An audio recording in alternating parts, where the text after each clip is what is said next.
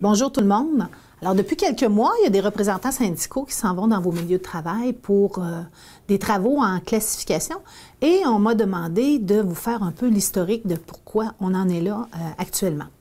Alors, je vous dirais que depuis la création du syndicat et sa première convention collective autour de 1968, le syndicat a toujours voulu que les classifications soient négociables et à travers toutes les batailles, les négociations qu'on a eues, on a fait des pas, mais non, la classification, elle n'est pas encore négociable.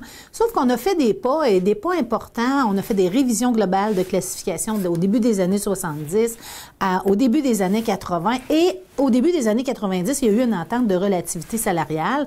Ensuite, il y a eu la loi de l'équité salariale. Bon, alors il y a des avancées, sauf que c'est pas entièrement comme on voulait. Et notamment, lorsque vous étiez au ministère du Revenu, il y avait beaucoup de problématiques de classification. Il y avait au-dessus de 2000 griefs juste en classification au ministère du Revenu. En fait, c'est l'article 70 de la loi de la fonction publique qui fait en sorte que le syndicat, qui interdit au syndicat de négocier avec le gouvernement des classifications pour les employés de l'État. En mars 2010, dès qu'on a commencé à parler d'un projet d'agence pour le ministère du Revenu, il y a eu beaucoup de promesses, notamment de la sous-ministre de l'époque. On promettait qu'en devenant une agence, on allait pouvoir enfin travailler sur les classifications.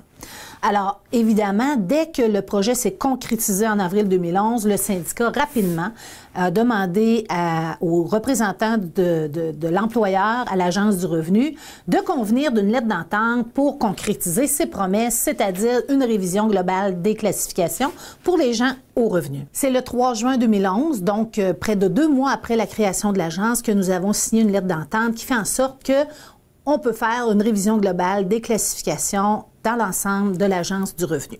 Alors, c'est pourquoi, en vertu de vos conventions collectives, un comité s'est formé. Il y a 3 personnes qui représentent le syndicat, 3 personnes qui représentent l'Agence du revenu.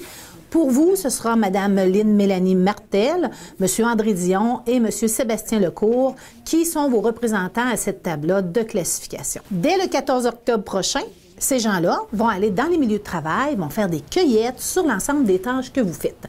Alors moi, je vous encourage fortement, c'est vos emplois, c'est vos tâches, à collaborer, à en discuter avec vos représentants syndicaux, à les rencontrer. Ça, c'est la matière première pour évaluer vos tâches et pour revenir à l'employeur pour proposer des recommandations. C'est important, c'est vos emplois. C'est primordial de bien les évaluer pour bien les payer. Alors, participez grandement et puis il y a d'autres capsules qui vont vous être acheminées tout au long des travaux pour vous informer du suivi. Merci.